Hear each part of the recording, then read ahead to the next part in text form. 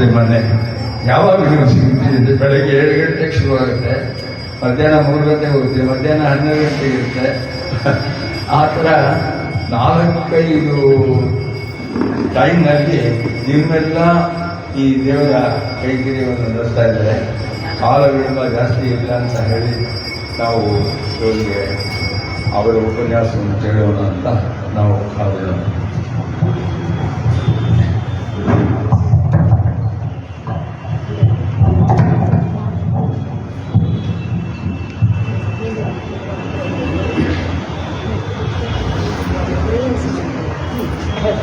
श्रीनिवासे श्रेष्ठतया कौशिकोऽनन्तर्गायस्तात्मीयपरम्परगुरुवैराग्यभाग्योधनो वेदान्तां प्रसारमन्त्रमनघात् श्रीनिवासां गुरोः श्रीशैलान्वयकौस्तुभस्सिदनीं जयोनिधे श्रीनिधेः वन्दे साधुकटाक्षिकेण्यं श्रीकृष्णसन्देशिकं श्रीवासरङ्गपरपादं निद्रयान्तरक्ष्मात्मरत्नेतित्रैलागमान्तम् आचार्यभक्तिपरिपूतमनघ्रजीलं गोपालदेशं कुर्माश्रयामः. नारायणाख्यैतराजपदाभ्यभृङ्गश्रीवासयोगिगुरुणार्पितभारमीशे भक्त्यादिगुणवरदारिकृपात्यजन्मं श्रीश्रीनिवासं प्रपद्ये. श्रीनारायणयोगीन्द्रवरदारिकृपाश्रयमङ्गेशपादं श्रीनिवासं भजे. श्रीमान् वेङ्कटनाथार्य कवितार्किकेसरी वेदान्ताचार्यवर्यो मे सन्निधत्तां सदा हृदि यो नित्यमच्युतपदाम्बुजैर्मनुपूम्यामोहतस्तरितराणि अस्मद्गुरोर्भगवतोऽस्य दैकसिन्धो रामानुजस्य चरणं प्रपद्ये. अमुप्याद्यं वन्दे कमलाभिनवेदिनं प्रवक्ता चन्द्रतां भक्तावचरार्थस्य सुजं रामानुजाय महादेशाय ಭಕ್ತಾದಿಗಳನ್ನು ನಮಸ್ಕಾರಗಳು. ಬಹಳ ಅತ್ಯಂತವಾದ ಕಷ್ಟವಾದ ವಿಷಯವನ್ನು ಸುಲಭವಾಗಿ ಹೇಳಿಬಿಟ್ಟು ಸ್ವಾಮಿಗಳು ಹೋದರು. ಬಹಳ ದೊಡ್ಡ ವಿದ್ವಾಂಸರು. ಆ ರೀತಿಯಾದ ಸಾಮರ್ಥ್ಯ ಜ್ಞಾನ ಯಾವುದು ನನ್ನಲ್ಲಿಲ್ಲ. ಸುಮಾರು ಪ್ರಯತ್ನ ಪಡ್ತೀನಿ ಸಾಧ್ಯವೋ. ವಿಷಯ ತುಂಬ ಗಹನವಾದ ವಿಷಯ ಇದು ತೆಗೆದುಕೊಂಡಿದ್ದೀನಿ. ಆದರೆ ಎಲ್ಲ ವಿಷಯಗಳಲ್ಲೂ ನಮ್ಮ ಆಚಾರ್ಯರುಗಳು ಬಹಳ ಆಳವಾದ ವಿಚಾರ ಮಾಡಿದ್ದಾರೆ. ಇದು ಒಂದು ಅದರಲ್ಲಿ ಆ ವಿಷಯವೇ ತುಂಬ ವಿಸ್ತಾರವಾದದ್ದು, ತುಂಬ ಗಹನವಾದದ್ದು. ಅನೇಕ ಗ್ರಂಥಗಳಲ್ಲಿ ಆಚಾರ್ಯರುಗಳು ಅದನ್ನು ಪ್ರತಿಪಾದನೆ ಮಾಡಿದ್ದಾರೆ. ಅದು ಯಾವ ಕ್ರಮದಲ್ಲಿ ಹೇಳಬೇಕು, ಹೇಗೆ ಹೇಳಬೇಕು ಅನ್ನೋದೇ ತೋರೋದಿಲ್ಲ. ಅಷ್ಟು ಕಷ್ಟವಾದ ವಿಷಯ. ಕೆಲವು ವಿಷಯಗಳನ್ನು ಅಲ್ಲಲ್ಲಿ ಆರಿಸಿ ಯಥಾಮತಿ ಯಥಾಶಕ್ತಿ ವಿಜ್ಞಾಪನೆ ಮಾಡ್ತಾರೆ. ವಿಷಯ ವೇದಗಳ ನಿತ್ಯತ್ವ ಅಪೌರುಷೇಯತ್ವ ಅನ್ನೋದನ್ನು ಭಾಷ್ಯಕಾರರು ಹೇಗೆ ನಿರೂಪಣೆ ಮಾಡಿದ್ದಾರೆ ಅದಕ್ಕೆ ಅನುಗುಣವಾಗಿ ಸ್ವಾಮಿ ದೇಶಿಕನ್ ಇನ್ನೂ ಸ್ವಲ್ಪ ವಿಸ್ತಾರವಾಗಿ ಅದನ್ನೇ ಅನುಸರಿಸಿ ವ್ಯಾಖ್ಯಾನ ಮಾಡಿದ್ದಾರೆ. ಇದುವರೆಗೂ ಸ್ವಾಮಿಗಳು ಮಾತಾಡಿದ್ರು ವೇದಾರ್ಥ ಸಂಗ್ರಹ. ಆ ವೇದಗಳು ಪರಮ ಪ್ರಮಾಣ ಅಂತ ವೈದಿಕ ಮತಗಳೆಲ್ಲ ಒಪ್ಕೊಳ್ತಾರೆ. ಷಡ್ದರ್ಶನಗಳು ಕೂಡ ಒಪ್ಕೊಳ್ತಾರೆ ವೇದ ಪ್ರಾಮಾಣ್ಯವನ್ನು, ವೇದ ನಿತ್ಯತ್ವ ಅಪೌರುಷೇಯತ್ವವನ್ನು. ಭಾರತೀಯ ಸಂಸ್ಕೃತಿಯಲ್ಲಿ 6 ದರ್ಶನಗಳು ಷಡ್ದರ್ಶನಗಳು ಅಂತ ಹೇಳಲ್ಪಡುತ್ತೆ. ಅದರಲ್ಲಿ ಸಾಂಖ್ಯ, ಯೋಗ, ನ್ಯಾಯ, ವೈಶೇಷಿಕ, ಪೂರ್ವಮೀಮಾಂಸ, ಉತ್ತರ ಮೀಮಾಂಸ ಅನ್ನೋದು 6 ದರ್ಶನಗಳು ಪ್ರಧಾನವಾಗಿ. ಎಲ್ಲರೂ ವೇದವನ್ನು ಒಪ್ಕೊಳ್ತಾರೆ. ಆದರೆ ಅದಕ್ಕೆ ಕೆಲವರು 2ನೇ ಸ್ಥಾನ ಕೊಟ್ಟರು, ವೇದಾಂತಿಗಳು ಅದಕ್ಕೆ ಮೊದಲ ಸ್ಥಾನ ಕೊಟ್ಟರು. ಪೂರ್ವಮೀಮಾಂಸಾ ಮತ್ತು ಉತ್ತರ ಮೀಮಾಂಸಾ ಶಾಸ್ತ್ರದಲ್ಲಿ ಪ್ರಧಾನವಾದ ಸ್ಥಾನ ವೇದಕ್ಕೆ, ಪರಮ ಪ್ರಮಾಣವಾದದ್ದು. ಮಿಕ್ಕಿದವರು ಅದಕ್ಕೆ 2ನೇ ಸ್ಥಾನವನ್ನು ಕೊಡ್ತಾರೆ. ಅನುಮಾನವೇ ಮುಖ್ಯವಾಗಿ ಉಪಯೋಗಿಸ್ತಾರೆ. ಅದು ನಮ್ಮ ದರ್ಶನಗಳಲ್ಲಿ ಕಂಡುಬಂದಿದೆ. ವೇದವನ್ನು ಒಪ್ಕೊಳ್ತಾರೆ. ಆದರೆ ಎಲ್ಲ ಕೂಡ ಆಸ್ತಿಕ ದರ್ಶನಗಳು ಅಂತ ಹೇಳಲ್ಪಡುತ್ತೆ, ವೈದಿಕ ದರ್ಶನ ಅಂತ ಹೇಳ್ಬೋದು. ವೇದಾಂತದಲ್ಲಿ ಪ್ರಧಾನವಾಗಿ ಇದೆ. ಈ ವೇದಗಳ ಪ್ರಮಾಣ ಅನ್ನೋದು ತುಂಬ ಮುಖ್ಯವಾದದ್ದು. ಮಾನಾಧೀನ ಮೇಯ ಸಿದ್ಧಿ ಅಂತ ಹೇಳ್ತಾರೆ. ಪ್ರಮಾಣದಿಂದಲೇ ಪ್ರಮೇಯ ನಮಗೆ ಸಿದ್ಧಿಸುತ್ತೆ. ಪ್ರಮೇಯ ಅಂದರೆ ನಮಗೆ ತಿಳಿಯಬೇಕಾದ ಪದಾರ್ಥ ಯಾವುದು, ಅದು ಪ್ರಮೇಯ ಅಂತ ಹೇಳಿರ್ಬೋದು. ಯಾವುದರ ಒಂದು ಜ್ಞಾನದಿಂದ ನಮಗೆ ಸಂಸಾರ ನಿವೃತ್ತಿಯಾಗುತ್ತೋ, ಯಾವುದನ್ನು ತಿಳಿದೇ ಹೊರಗೆ ಸಂಸಾರದಲ್ಲಿಯೇ ಇರ್ತವೋ ಅದುವೇ ಪ್ರಮೇಯ ಅಂತ ವೇದಾಂತದಿಂದ ಅದು ಒಂದೇ ಅರ್ಥ ತಿಳ್ಕೊಂಡ್ರೆ ಸಾಕು. ಯತ್ ವಿಷಯೇಣ ಜ್ಞಾನೇನ ಅಪವರ್ಜ್ಯೇಮಹಿ ಯದ್ವಿಷಯೇಣ ಭ್ರಮೇಣ ಸಂಸರೇಮಹಿ ತದಿಯನಃ ಪ್ರಕರ್ಷೇಣ ಜ್ಞೇಯಂ ಪ್ರಮೇಯಂ. ಪರಮಾತ್ಮ ಒಬ್ಬನು ತಿಳಿದ್ರೆ ಸಾಕು ಅಂದ್ರು, ಅವನು ತಿಳಿದುಕೊಳ್ಳಿ ಸಾಕು ಮೋಕ್ಷ, ಅವನು ತಿಳಿದೇ ಹೋದ್ರೆ ಸಂಸಾರ.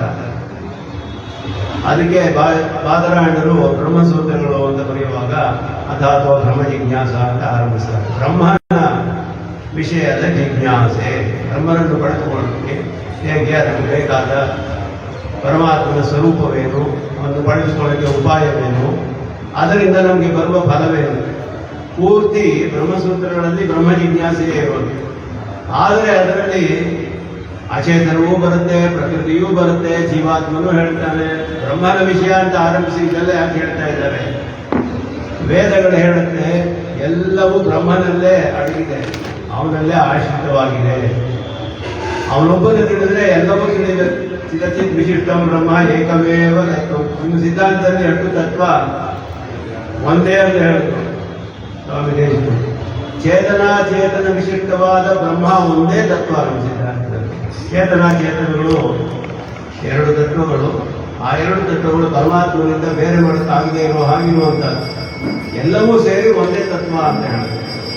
ಹಾಗೆ ಅದೊಂದು ತಿಳಿದ್ರೆ ಸಾಕು. ಪ್ರಮಾಣ ಅನ್ನೋದು ಯಾಕೆ ನಾವು ಅದರ ವೇದಗಳೇ ಪ್ರಮಾಣ ಅಂತ ಹೇಳಿದ್ರೆ ಪರಮಾತ್ಮನ ತಿಳಿಸೋದ್ರಲ್ಲಿ ಅದರ ಪ್ರಾಮಾಣ್ಯವನ್ನು ಯಾಕೆ ಅಷ್ಟು ಕಷ್ಟಪಟ್ಟು ಸಾಧಿಸಬೇಕು? ಈ ವೇದಗಳು ಫೌಂಡೇಶನ್ ತರ ಅಡಿಪಾಯ ನಮ್ಮ ಸಿದ್ಧಾಂತಕ್ಕೆ. ಅದರ ಮೇಲೆ ಮನೆಯೆಲ್ಲ ಕಟ್ಟಿದ್ದೀವಿ. ದೊಡ್ಡ ಸೌಧ ಕಟ್ಟಿಕೊಟ್ಟಿದ್ದಾರೆ ಭಾಷಿಕಾರರು, ಆಚಾರ್ಯರು. ನಾವು ಆ ಮನೆಗೆ ಸುಖವಾಗಿದ್ದೀವಿ. ಅದೇನು ಹೇಳಿದೆ ಅಂತ ಗೊತ್ತಿಲ್ಲ ನಮಗೆ. ನಾವಿರೋ ಮನೆಗಳಲ್ಲೂ ಹಾಗೆ ಮನೆಗಳಲ್ಲಿ ಇರ್ತೀವಿ. ಆದರೆ ಫೌಂಡೇಶನ್ಗೆ ಎಷ್ಟು ಸ್ಟೀಲ್ ಹಾಕಿದ್ದಾನೆ, ಎಷ್ಟು ಸಿಮೆಂಟ್ ಹಾಕಿದ್ದಾನೆ, ಯಾವ ಕ್ವಾಲಿಟಿ ಹಾಕಿದ್ದಾನೆ ಯಾರು ಕೇಳಿ ಗೊತ್ತಾಗೋದಿಲ್ಲ. ಅದೆಲ್ಲ ನನಗೆ ಗೊತ್ತಿಲ್ಲಪ್ಪ ಅಂತ ಹೇಳ್ತಾರೆ. ಎಲ್ಲೋ ಒಂದು 100 ಕಿಲೋಮೀಟರ್ ಆ ಕಡೆ ಒಂದು ಸಣ್ಣ ಭೂಕಂಪ ಆದರೆ ಭಯ ಶುರು ಆಗ್ಬಿಡುತ್ತೆ. ಏನಾಗ್ಬಿಡುತ್ತೋ, ಮನೆ ಬಿದ್ದುಬಿಡುತ್ತೋ, ಏನು ಗೊತ್ತಿರೋ. ಆ ಫೌಂಡೇಶನ್ ಭದ್ರವಾಗಿದೆ, ಹತ್ತು ಮಾಡಿ ಇದ್ರು ಏನು ಆಗೋದಿಲ್ಲ ಅಂತ ಗೊತ್ತಾದ್ರೆ ಧೈರ್ಯವಾಗಿ ಇರ್ತೀವಿ. ಎಂಥ ಭೂಕಂಪ ಆದ್ರೂ ಏನು ಆಗೋದಿಲ್ಲ ಗೊತ್ತು, ಧೈರ್ಯವಾಗಿ. ಆ ಫೌಂಡೇಶನ್ ಜನ ಮುಖ್ಯ. ಅದಕ್ಕೆ ದರ್ಶನಗಳಿಗೆ ಫೌಂಡೇಶನ್ ವೇದಗಳು. ವೇದ ಪ್ರಮಾಣವನ್ನು ಸ್ಥಾಪನೆ ಮಾಡದೆ ಹೋದ್ರೆ ದರ್ಶನಗಳು ಯಾವುದೂ ನಿಲ್ಲೋದಿಲ್ಲ. ವೇದ ಪ್ರಾಮಾಣ್ಯ ಹೋಗ್ಬಿಟ್ರೆ ಆತ್ಮನೂ ಗೊತ್ತಾಗುವುದಿಲ್ಲ, ಪರಮಾತ್ಮನೂ ಇಲ್ಲ, ಪ್ರಪಂಚವೂ ಇಲ್ಲ, ಇದೂ ಇಲ್ಲ, ಉಪಾಯವೂ ಇಲ್ಲ, ಮೋಕ್ಷವೂ ಇಲ್ಲ, ಪ್ರಪಂಚ ಇಲ್ಲ, ಏನು ಸ್ಥಾಪನೆ ಮಾಡೋಕ್ಕಾಗೋದಿಲ್ಲ. ಎಲ್ಲವೂ ವೇದದ ಮೇಲೆ ಆಧರಿಸಿದೆ. ನಮ್ಮ ನಿತ್ಯ ಜೀವನದ ಎಲ್ಲ ವ್ಯವಹಾರಗಳು ಸಕಲವೂ ಕೂಡ ವೇದವೇ ಪ್ರಧಾನ. ಅದರ ಪ್ರಾಮಾಣ್ಯವನ್ನು ಸ್ಥಾಪನೆ ಮಾಡಬೇಕು. ಪ್ರಾಮಾಣ್ಯ ಅಂತ ಹೇಳಿದ್ರೆ ಇದರಲ್ಲಿ ಹೇಳಿರೋದೆಲ್ಲ ಸತ್ಯ. ವೇದವು ನಮಗೆ ಸತ್ಯವಾದ ಯಥಾರ್ಥವಾದ ಜ್ಞಾನವನ್ನು ಉಂಟು ಮಾಡುತ್ತೆ. ಆ ಜ್ಞಾನಕ್ಕೆ ಪ್ರಮಾ ಅಂತ ಹೇಳ್ತಾರೆ ಶಾಸ್ತ್ರದಲ್ಲಿ. ಆ ಪ್ರಮಾ ಅನ್ನೋದನ್ನು ಯಾವುದು ಉಂಟು ಮಾಡುತ್ತೋ ಅದಕ್ಕೆ ಪ್ರಮಾಣ ಅಂತ ಹೇಳ್ತಾರೆ. ಪ್ರಮಾಕರಣಂ ಪ್ರಮಾಣಂ. ಕರಣಂ ಅಂದ್ರೆ ಅಸಾಧಾರಣ, ಕರಣಂ ಅಂತ ಹೇಳ್ತಾರೆ. ಆ ಪ್ರಮೆ ನಿಜವಾದ ಒಂದು ಜ್ಞಾನ. ಅದರಲ್ಲಿ ಏನು ಪ್ರಮೆ ಅಂದ್ರೆ ಏನು? ಯಥಾವಸ್ಥಿತವಾಗಿರ್ಬೇಕು, ವ್ಯವಹಾರಕ್ಕೆ ಅನುಗುಣವಾಗಿರ್ಬೇಕು. ಯಥಾವಸ್ಥಿತಂ ವ್ಯವಹಾರ ಅನುಗುಣ ಜ್ಞಾನ ಪ್ರಮಾಣ ಹೇಳ್ತಾರೆ. ಪ್ರಮೆ ಅಂದ್ರೆ ಅದುವೇ.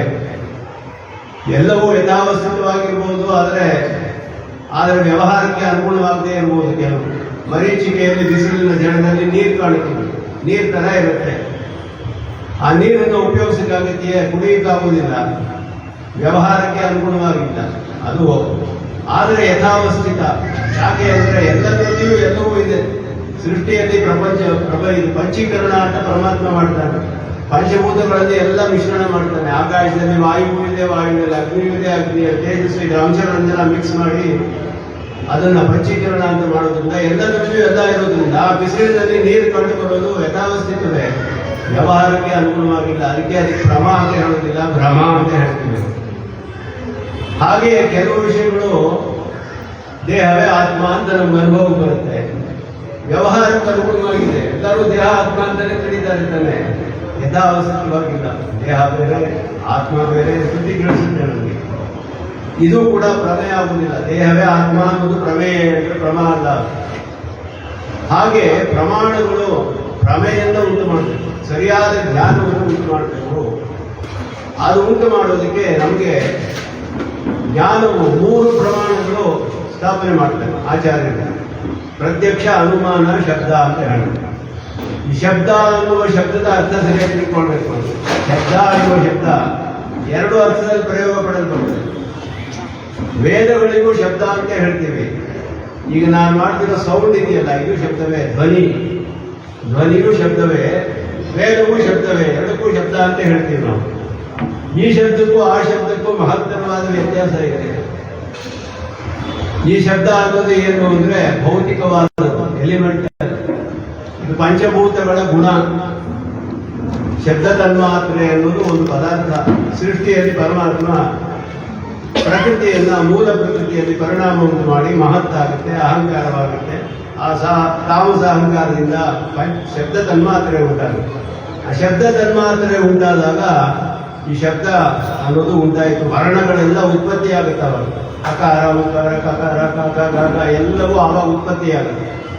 ಮತ್ತೆ ಲಯವಾದಾಗ ಎಲ್ಲ ಲಯವಾಗ್ಬಿಡುತ್ತೆ. ಈ ಭೌತಿಕವಾದ ಶಬ್ದ ಅನಿತ್ಯ, ನಿತ್ಯವಲ್ಲ. ಇದು ಮೀಮಾಂಸಕರು ಹೇಳಿದ್ರು ಇದು ನಿತ್ಯ ಅಂತ ಹೇಳಿದ್ರು. ಯಾಕೆ ಅಂದ್ರೆ ಪೂರ್ವ ಮೀಮಾಂಸಕರಿಗೆ ಪೂರ್ತಿ ಲಯ ಅಥವಾ ಪೂರ್ತಿ ಸೃಷ್ಟಿ ಅನ್ನೋದಿಲ್ಲ. ಯಾವತ್ತೂ ಹೀಗೆ ಇರುತ್ತೆ. ವರ್ಣಗಳೆಲ್ಲ ಉತ್ಪತ್ತಿ ಆಗುತ್ತದೆ, ಹಾಗೆಯೇ ಇರುತ್ತೆ, ಲಯವೇ ಆಗೋದಿಲ್ಲ. ನಿತ್ಯವಾದದ್ದು ಶಬ್ದ ಅಂತ ಹೇಳ್ತೀವಿ. ನಾವು ಹೇಳ್ತೀವಿ ಶಬ್ದ ನಿತ್ಯವಲ್ಲ, ವೇದಗಳು ನಿತ್ಯ. ವೇದಕ್ಕೂ ಶಬ್ದ ಪ್ರಮಾಣ ಅಂತ ಹೇಳ್ತೀವಿ. ವೇದದಲ್ಲಿರುವ ಶಬ್ದಗಳು ನಿತ್ಯವಾಗಿದೆ. ಇದಕ್ಕೂ ಅದಕ್ಕೂ ಬಹಳ ವ್ಯತ್ಯಾಸವಿದೆ. ಅಂದ್ರೆ ಏನು ಅಂದ್ರೆ ಈ ಶಬ್ದಗಳು ವ್ಯಕ್ತಿಗಳನ್ನು ತಿಳಿಸುತ್ತೆ. ಮೊಬೈಲಲ್ಲಿ ನನಗೆ ಈ ಪದಾರ್ಥ ಅಂತ ಗೊತ್ತಾಗುತ್ತೆ. ವೇದದಲ್ಲಿರೋ ಶಬ್ದಗಳು ಒಂದು ವ್ಯಕ್ತಿಯನ್ನು ತಿಳಿಸೋದಿಲ್ಲ, ಆಕೃತಿಯನ್ನು ತಿಳಿಸುತ್ತೆ. ಆಕೃತಿ ಪೂರ್ವ ಮೀಮಾಂಸದಲ್ಲಿ ಜೈಮಿನಿಗಳು ವೇದ ಪ್ರಾಮಾಣ್ಯವನ್ನು ಅದ್ಭುತವಾಗಿ ಸ್ಥಾಪನೆ ಮಾಡ್ತಾರೆ. ಆದರೆ ಅವರು ವರ್ಣನಿತ್ಯತ್ವವನ್ನು ಇಟ್ಕೊಂಡು ವೇದ ಪ್ರಾಮಾಣ್ಯ ಸ್ಥಾಪನೆ ಮಾಡ್ತಾರೆ. ವರ್ಣವೆಲ್ಲ ನಿತ್ಯ, ಆದ್ದರಿಂದ ವೇದ ನಿತ್ಯ ಅಂತ ಹೇಳೋದು. ವರ್ಣ ನಿತ್ಯ ಆದರೆ ಕಾಳಿದಾಸನ ಗ್ರಂಥವು ನಿತ್ಯವಾಗಬೇಕು, ನಾವು ಬರೆದ ಗ್ರಂಥವು ನಿತ್ಯವಾಗಬೇಕು. ಎಲ್ಲ ವರ್ಣಗಳಿಂದಾನೇ ಮಾಡಿರೋದು, ನಿತ್ಯವಲ್ಲವಲ್ಲ. ಅದಕ್ಕೂ ವ್ಯತ್ಯಾಸವಿದೆ. ವರ್ಣ ನಿತ್ಯತ್ವ ಇಟ್ಕೊಂಡು ಅಪೌರುಷೇಯತ್ವವನ್ನು, ನಿತ್ಯತ್ವ ಸ್ಥಾಪನೆ ಮಾಡ್ತಾ ಹೋಗಿಲ್ಲ. ವೇದದ ವರ್ಣಗಳು, ಶಬ್ದಗಳು ನಿತ್ಯವೇ, ಆದರೆ ಆ ವೇದ ಶಬ್ದಗಳು ವ್ಯಕ್ತಿಯನ್ನು ತೋರಿಸೋದಿಲ್ಲ, ಆಕೃತಿಯನ್ನು ತೋರಿಸೋದು. ಇದು ಒಂದು ಮುಖ್ಯವಾದ ಮೂಲಭೂತವಾದ ಒಂದು ಸಿದ್ಧಾಂತ. ವೇದ ಶಬ್ದಗಳಿಗೂ ನಾವು ಲೋಕದಲ್ಲಿ ಉಪಯೋಗಿಸುವಂತ, ಲೋಕದಲ್ಲಿ ಎಲ್ಲಾ ಸಿದ್ಧ ವಸ್ತುಗಳಿಗೂ ಎರಡನೇ ವಿಷಯ ಏನು ಅಂದ್ರೆ ಇದು ಶಬ್ದದ ಸ್ವರೂಪ. ಶಬ್ದ ಅನ್ನೋದು ಗುಣ, ಭೌತಿಕವಾದದ್ದು. ವೇದದಲ್ಲಿ ಇರುವ ಶಬ್ದಗಳು ಅದು ವೈದಿಕ ಶಬ್ದಗಳು ಅಂತ ಹೇಳ್ತೀವಿ. ಅದರಿಂದಲೇ ಲೌಕಿಕ ಶಬ್ದಗಳು ಬಂದಿರೋದು. ಅದು ಆಕೃತಿಯನ್ನು ತಿಳಿಸುತ್ತೆ, ಒಂದು ರೂಪವನ್ನು ತಿಳಿಸುತ್ತೆ. ನಾಮರೂಪೇ ವ್ಯಾಕರವಾಣಿ, ಅವರ ರೂಪವನ್ನು ಮಾಡಿದ ಪರಮಾತ್ಮ. ಒಂದೊಂದು ವ್ಯಕ್ತಿ ಜೊತೆ ಸಂಬಂಧ ಉಂಟು ಮಾಡ್ತಾರೆ ಪರಮಾತ್ಮ. ಒಬ್ಬ ಚೇತನ ಇರ್ತಾನೆ, ಕರ್ಮಗಳನ್ನೆಲ್ಲ ಮಾಡಿ ಇಂದ್ರ ಪದವಿಗೆ ಸಿದ್ಧನಾಗಿರ್ತಾನೆ ಅವನು. ಇವನು ವೇದವನ್ನು ಉಪದೇಶ ಮಾಡಿದ ಪರಮಾತ್ಮ ಚಂದ್ರಮುಖ ಬ್ರಹ್ಮನಿಗೆ. ಅದನ್ನು ನೋಡಿ ಇಂದ್ರ ಅನ್ನೋ ಶಬ್ದದಲ್ಲಿ ಏನು ಆಕೃತಿ ಇದೆ, ಅವನಿಗೆ ಏನು ಆಕಾರ, ರೂಪವೇನು, ಗುಣಗಳೇನು, ಆಯುಧಗಳೇನು ಎಲ್ಲ ವೇದ ಹೇಳುತ್ತೆ. ಅದನ್ನೆಲ್ಲ ಅವನು ಉಂಟು ಮಾಡಿ ಆ ಚೇತನನಿಗೆ ಆ ರೂಪ ಉಂಟು ಮಾಡಿ ಇಂದ್ರ ಅಂತ ಹೇಳ್ತಾರೆ. ಹಾಗೆ ಇಂದ್ರ ವ್ಯಕ್ತಿ ಬಂತು. ವೇದ ಶಬ್ದಗಳೆಲ್ಲ ಆ ಥರ ಜಾತಿಯನ್ನು ತಿಳಿಸುತ್ತೆ. ಆಕೃತಿಯಲ್ಲಿ ಜಾತಿಯೇ. ಹಸು ಅನ್ನೋದು ಜಾತಿಯನ್ನು ತಿಳಿಸುತ್ತೆ. ಹಸು ಅನ್ನೋದು ಒಂದು ವ್ಯಕ್ತಿಯನ್ನು ತಿಳಿಸಲ್ಲ. ಇಲ್ಲೇ ಹೋದ್ರೆ ವೇದ ಕಾಲದಲ್ಲಿ ಯಾವುದೋ ಯಾಗ ಮಾಡಿದ ಒಂದು ಹಸು, ಆ ಹಸು ಇವಾಗೂ ತರಬೇಕಾಗುತ್ತೆ ನಾವು. ವೇದ ಶಬ್ದಗಳು ವ್ಯಕ್ತಿ ತಿಳಿಸ್ಬಿಟ್ರೆ ಒಂದೇ ಒಂದು ಪರ್ಟಿಕ್ಯುಲರ್ ಕೌವನ್ನು ತಿಳಿಸ್ಬೇಕು, ಹಂಗೆ ತಿಳಿಸಲ್ಲ. ಎಲ್ಲ ಹಸುಗಳು ಹಸು ಅಂತಾನೆ ಹೇಳ್ತೀವಿ. ಜಾತಿಯನ್ನು ತಿಳಿಸುತ್ತೆ ವೇದ ಶಬ್ದಗಳು. ಇಂದ್ರ ಅವರು ಚೀಫ್ ಮಿನಿಸ್ಟರ್ ತರ. ಚೀಫ್ ಮಿನಿಸ್ಟರ್ ವ್ಯಕ್ತಿಯನ್ನು ತಿಳಿಸೋದಿಲ್ಲ, ಜಾತಿ ಒಂದು ಪದವಿಯನ್ನು ತಿಳಿಸುತ್ತೆ. ಆ ಚೀಫ್ ಮಿನಿಸ್ಟರ್ ಯಾರೋ ಇರ್ಬೋದು, ಒಬ್ಬನಾದ್ರೂ ಒಬ್ಬ ಬರ್ತಾ ಇರ್ತಾನೆ, ಹೋಗ್ತಾ ಇರ್ತಾನೆ. ಚೀಫ್ ಮಿನಿಸ್ಟರ್ ಎಲ್ಲರೂ ಚೀಫ್ ಮಿನಿಸ್ಟರ್ಗಳೇ.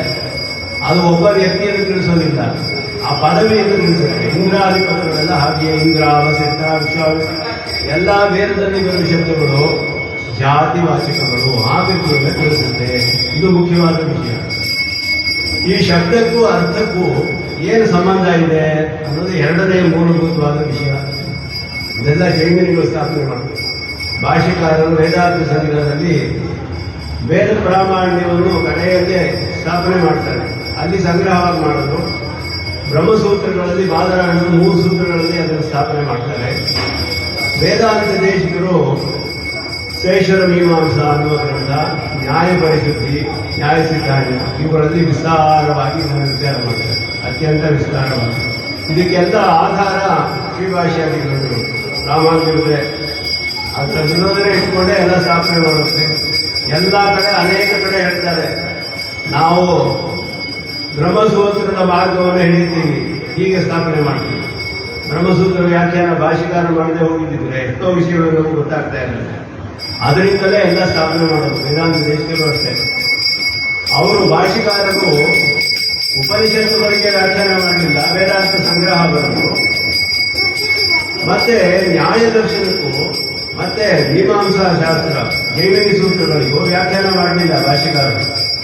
ಎಲ್ಲೆಲ್ಲಿ ಬ್ರಹ್ಮಸೂತ್ರಗಳಲ್ಲಿ ಇದೆಲ್ಲ ಬರುತ್ತೋ ಆ ಜಾಗದಲ್ಲಿ ಬೇಕಾದ ಪೂರ್ವಮೀಮಾಂಸಾ ಸೂತ್ರವಾಗಲಿ ನ್ಯಾಯ ಸೂತ್ರವಾಗಲಿ ಅದಕ್ಕೆ ಅರ್ಥಗಳನ್ನು ಅಲ್ಲಲ್ಲಿ ವಿವರಣೆ ಮಾಡಿಕೊಂಡು ಈ ಭಾಷೆಯನ್ನು ಬ್ರಹ್ಮಸೂತ್ರವನ್ನೇ ಪ್ರಧಾನವಾಗಿಟ್ಟುಕೊಂಡು ವ್ಯಾಖ್ಯಾನ ಮಾಡೋದು. ಗೀತಾ ಭಾಷೆಯಲ್ಲಿ ಹಾಗೆ ಗೀತಾ ಶ್ಲೋಕಗಳೇ ಮುಖ್ಯ, ಮಧ್ಯದಲ್ಲಿ ಪೂರ್ವಮೀಮಾಂಸಾ ಸೂತ್ರಗಳು ನ್ಯಾಯ ಸೂತ್ರಗಳು ಬಂದರೆ ಅದಕ್ಕೆ ಅಲ್ಲಲ್ಲಿ ಅರ್ಥ ಹೇಳುತ್ತೆ. ವೇದಾಂತ ದೇಶಿಕರು ನ್ಯಾಯ ದರ್ಶನಕ್ಕೆ ಪೂರ್ತಿ ವ್ಯಾಖ್ಯಾನ ಮಾಡಿದ್ದಾರೆ, ಬ್ರಹ್ಮಸೂತ್ರಕ್ಕೆ ಅನುಗುಣವಾಗಿ ವ್ಯಾಖ್ಯಾನ ಮಾಡಿದ್ದಾರೆ. ಅದು ನ್ಯಾಯ ಪರಿಶುದ್ಧಿ, ನ್ಯಾಯ ಸಿದ್ಧಾಂತ ಅಂತ ಅದ್ಭುತವಾದ ಗ್ರಂಥ. ಪೂರ್ವಮೀಮಾಂಸೆ ಜೈಮಿನಿ ಸೂತ್ರಗಳಿಗೂ ಮಾಡಿದ್ರು ನಮಗೆ ಸಿಕ್ಕಿರೋದು ಅತ್ಯಲ್ಪ ಅದರಲ್ಲಿ. ಜೈಮಿನಿಗಳು 12 ಅಧ್ಯಾಯದಲ್ಲಿ ಬರೆದಿದ್ದಾರೆ, ಸುಮಾರು 4,000 ಸೂತ್ರಗಳು, 12 ಅಧ್ಯಾಯ. ಪೂರ್ವಕಾಂಡದ ಅರ್ಥ ಅಷ್ಟು ಕಷ್ಟ ತಿಳ್ಕೊಳ್ಳೋದು. ಒಂದೊಂದು ಅಧ್ಯಾಯದಲ್ಲೂ ಪಾದಗಳಿದೆ. ಬ್ರಹ್ಮಸೂತ್ರದಲ್ಲಿ 4 ಪಾದ ಒಂದು ಅಧ್ಯಾಯದಲ್ಲಿ. ಪೂರ್ವಮೀಮಾಂಸೆಲ್ಲ ಹಾಗಿಲ್ಲ. ಪೂರ್ವಮೀಮಾಂಸದಲ್ಲಿ ಒಂದು ಅಧ್ಯಾಯದಲ್ಲಿ 4 ಪಾದ, ಒಂದು ಅಧ್ಯಾಯದಲ್ಲಿ 8 ಪಾದ, ಒಂದರಲ್ಲಿ 6 ಪಾದ, ಹೀಗೆ ಬೇಕಾದಷ್ಟು ಎಲ್ಲ ವ್ಯತ್ಯಾಸಗಳಿದೆ. ಪಾದಗಳ ವ್ಯವಸ್ಥೆ ಇಲ್ಲ. ಮೊದಲನೇ ಅಧ್ಯಾಯದ ಮೊದಲನೇ ಪಾದದ ಎಲ್ಲ ಸೂತ್ರಗಳು ಸ್ವಾಮಿ ದೇಶಿಕರು ವ್ಯಾಖ್ಯಾನ ಮಾಡಿದ್ದಾರೆ, ಶೇಷರ ಮೀಮಾಂಸೆ. ಎರಡನೇ ಪಾದದಲ್ಲಿ 4 ಅಧಿಕರಣಗಳು ಅಷ್ಟೇ ನಮಗೆ ಸಿಕ್ಕಿರೋದು. 12 ಅಧ್ಯಾಯದಲ್ಲಿ ಎಷ್ಟು ಪಾದಗಳಿದೆ ನೋಡಿ, 60-70 ಪಾದಗಳಿದೆ. ನಮಗೆ ಸಿಕ್ಕಿರೋದು 1 ಪಾದ, ಇನ್ನೊಂದು ಪಾದದಲ್ಲಿ 4 ಅಧಿಕರಣ ಅಷ್ಟೇ ನಮಗೆ ವ್ಯಾಖ್ಯಾನ ಸಿಕ್ಕಿರೋದು. ಅದರಲ್ಲಿ ಪ್ರಧಾನವಾಗಿ ವೇದ ಪ್ರಾಮಾಣ್ಯ ಬಂದಿದೆ. ಅದನ್ನು ಪೂರ್ಣವಾಗಿ ವಿಸ್ತಾರವಾಗಿ ಸ್ಥಾಪನೆ ಮಾಡಿದ್ದಾರೆ. ಶಬ್ದ ಸ್ವರೂಪ ಅನ್ನೋದು ಒಂದು ತಿಳ್ಕೊಂಡ್ಮೇಲೆ ಶಬ್ದಕ್ಕೂ ಅರ್ಥಕ್ಕೂ ಸಂಬಂಧ ಹೇಗೆ ಉಂಟಾಗುತ್ತೆ, ಇದು ತುಂಬಾ ಮೂಲಭೂತವಾದ ವಿಷಯ. ಫಿಸಿಕ್ಸ್ ಕ್ಲಾಸ್ನಲ್ಲೇ ಇದು ಶಬ್ದ ಅರ್ಥ ಸಂಬಂಧ ಅಂದರೆ ಹೇಗೆ ತಿಳ್ಕೊಳ್ಳೋದು ಶಬ್ದಕ್ಕೂ ಅರ್ಥಕ್ಕೂ. ಲೋಕದಲ್ಲಿ ಎಲ್ಲಾ ಸಿದ್ಧ ವಸ್ತುಗಳಿಗೂ ಯಾರೋ ಒಬ್ರು ಸಂಕೇತಗೊಳಿಸ್ಬೇಕು, ಈ ಶಬ್ದಕ್ಕೆ ಇದು ಅರ್ಥ. ಯಾರೋ ಒಬ್ಬ ಈ ಗ್ಯಾಡ್ಜೆಟ್ ಅನ್ನು ಮಾಡಿದ, ಒಂದು ಪದಾರ್ಥವನ್ನು ಮ್ಯಾನುಫ್ಯಾಕ್ಚರ್ ಮಾಡಿ ಮೊಬೈಲ್ ಅಂತ ಹೆಸರಿಟ್ಟ. ಆವತ್ತಿಂದ ನಮಗೆ ಮೊಬೈಲ್ ಅನ್ನೋ ಹೆಸರಿಗೂ ಈ ಪದಾರ್ಥಕ್ಕೂ ಸಂಬಂಧ ತಿಳಿಯಿತು. ಅವನು ತಿಳಿಸದೆ ಹೋದ್ರೆ ನಮ್ಗೆ ತಿಳಿತಾ ಇರಲಿಲ್ಲ, ಅದಕ್ಕೆ ಮೊದಲು ಇರಲಿಲ್ಲ ಸಂಬಂಧ. ಮಗು ಹುಟ್ಟಿದ ಮೇಲೆ ಹೆಸರಿಡ್ತೀವಿ, ನಾಮಕರಣ. ಆ ನಾಮಕರಣ ಮಾಡಿದ ಮೇಲೆ ಆ ಶಬ್ದ, ಆ ಹೆಸರು ಆ ಮಗುವನ್ನು ತಿಳಿಸುತ್ತೆ ಅಂತ ನಮಗೆ ಗೊತ್ತಾಗುತ್ತೆ. ಒಬ್ಬರು ಹೀಗೆ ಸಂಕೇತ ಅಸೋಸಿಯೇಷನ್ ಉಂಟು ಮಾಡಬೇಕು. ಇದಕ್ಕೂ ಅದಕ್ಕೂ ಇರೋ ಸಂಬಂಧ, ಶಬ್ದಕ್ಕೂ ಪದಕ್ಕೂ ಅರ್ಥಕ್ಕೂ ಸಂಬಂಧವನ್ನು ಒಬ್ರು ಉಂಟು ಮಾಡಿದ್ರೇನೆ ಉಂಟಾಗುತ್ತೆ ಅಂತ ನೈಯಾಯಿಕರು ಹೇಳ್ತಾರೆ. ಲಾಜಿಷಿಯನ್ಸ್ ಅವರು ಬರೀ ತರ್ಕವನ್ನೇ ಅವಲಂಬಿಸ್ತಾರೆ. ಆದ್ದರಿಂದ ಈಶ್ವರ ವೇದವನ್ನೆಲ್ಲ ಸೃಷ್ಟಿ ಮಾಡಿ ಒಂದೊಂದು ಶಬ್ದಗಳಿಗೂ ಇದು ಅರ್ಥ ಅಂತ ಸಂಕೇತ ಮಾಡಿದ್ದಾರೆ. ಅದಕ್ಕೆ ಸಂಕೇತಗೊಳಿಸೋದು ಅಂತ ಹೆಸರು. ನ್ಯಾಯದರ್ಶನದಲ್ಲಿ ಗೌತಮರು ಹೇಳ್ತಾರೆ, ಸಾಮಯಿಕತ್ವಾದಲ್ಲಿ ಶಬ್ದಾರ್ಥ ಸಂಪ್ರತ್ಯಯಸ್ಯ ಅಂತ ಸೂತ್ರ. ಸಾಮಯಿಕ ಅಂದರೆ ಸಂಕೇತಗೊಳಿಸಿದ ಅಂತ ಅರ್ಥ. ಶಬ್ದಾರ್ಥ ಸಂಪ್ರತ್ಯಯವು ಸಾಮಯಿಕ ಅಂದರೆ ಸಂಕೇತಗೊಳಿಸಿದ. ಈಶ್ವರ ಹೇಳಿದ್ದಾನೆ, ಗೌ ಅಂದ್ರೆ ಈ ಅರ್ಥ, ಇದು ಅಂದ್ರೆ ಈ ಪದಾರ್ಥ, ಇದಕ್ಕೆ ಈ ಪದಾರ್ಥ, ಆದ್ರಿಂದ ನಮಗೆ ತಿಳಿಯುತ್ತೆ ಅಂತ ಹೇಳ್ತಾರೆ. ಈ ಶಬ್ದಕ್ಕೂ ಅರ್ಥಕ್ಕೂ ಈಶ್ವರನು ಮಾಡಿದ್ದಾನೆ ಅಂತ ಹೇಳಿದ್ರೆ, ಈಶ್ವರನ ಪ್ರಾಮಾಣ್ಯ ಮೊದಲು ಸ್ಥಾಪನೆ ಮಾಡಿ, ಇದರಿಂದ ವೇದ ಪ್ರಾಮಾಣ್ಯ ಸಿಗುತ್ತೆ ಅಂತ ಹೇಳಿದ್ರೆ, ಈ ವೇದ ಪ್ರಾಮಾಣ್ಯವನ್ನು ನಮಗೆ ತಿಳಿಸಿದ ಅರ್ಥಗಳನ್ನು ತಿಳಿಸಿದ ಈಶ್ವರ, ಅವನದೇನು ಪ್ರಾಮಾಣ್ಯ, ಅವನು ಹೇಗೆ ಸಿದ್ಧಿಸ್ತಾನೆ ನಿಮಗೆ ಅನುಮಾನದಿಂದ ಸಾಧಿಸ್ತಾನೆ. ಇದೆಲ್ಲ ನಾವು ಸೃಷ್ಟಿ ಮಾಡಿ, ಇದೆಲ್ಲ ಕ್ರಿಯೇಟ್ ಮಾಡೋಕೆ ಒಬ್ಬ ಯಾರೋ ಇರಲೇಬೇಕಲ್ಲ.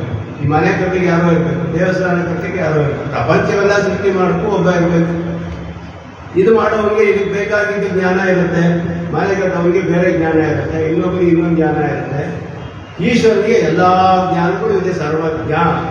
ಆದ್ದರಿಂದ ಈಶ್ವರ ಅಂತ ಒಬ್ಬ ಇದ್ದಾನೆ ಅಂತ ಊಹೆ ಮಾಡಿ ಸ್ಥಾಪನೆ. ಊಹೆನಲ್ಲಿ ಏನು ಕಷ್ಟ ಅಂದ್ರೆ ಅನುಮಾನ. ಈ ಹೇತುಗೂ ಸಾಧ್ಯಕ್ಕೂ ವ್ಯಾಪ್ತಿ ಇರಬೇಕು. ಒಂದು ಕನೆಕ್ಷನ್ ನಿಯತವಾದ ಸಂಬಂಧ. ಧೂಮಕ್ಕೂ ಧೂಮ, ಹೊಗೆಯನ್ನು ನೋಡಿ ಅಗ್ನಿಯನ್ನು ಊಹೆ ಮಾಡ್ತೀವಿ. ಹೊಗೆಗೂ ಅಗ್ನಿಗೂ ನಿಕಟವಾದ ಸಂಬಂಧ ಇದೆ ಅಂತ ಗೊತ್ತು ನಮಗೆ. ಈ ಮನೆ ಕಟ್ಟಿದವನಿಗೂ ಈಶ್ವರನಿಗೂ ಸಂಬಂಧ ಹೆಂಗೆ ತಿಳಿತು ನಿಮಗೆ? ಹಾಗಾದ್ರೆ ಇವನ ತರನೇ ಅವನು ಕರ್ಮವಶ್ಯನೇ ಸಿಗ್ತಾನೆ ನಿಮಗೆ.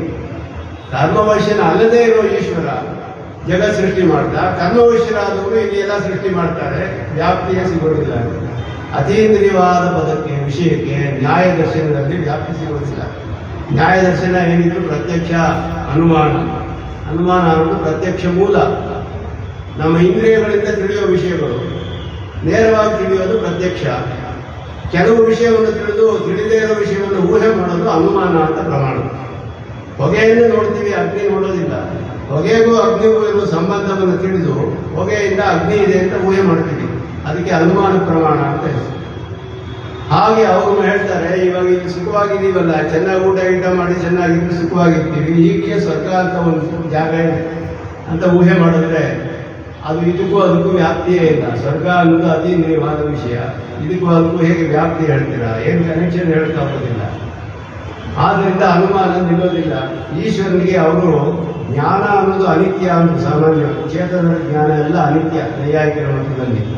ಈಶ್ವರನಿಗೆ ಮಾತ್ರ ನಿತ್ಯ. ಹೇಗೆ ಹೇಳಿದ್ರಿ ನೀವು ಇದನ್ನ ಅಂತ ಹೇಳಿದ್ರೆ, ವೇದವನ್ನು ಅವನು ಮಾಡಿದ್ದಾನೆ, ವೇದದಲ್ಲಿ ಯಾವ ದೋಷಗಳಿಲ್ಲ. ಈಶ್ವರನ ಜ್ಞಾನದಲ್ಲಿ ಯಾವ ದೋಷ ಇದೆ ಇರೋದ್ರಿಂದ ಅವನ ಜ್ಞಾನ ನಿತ್ಯವಾಗಿರೋದ್ರಿಂದ ವೇದ ಪ್ರಮಾಣ.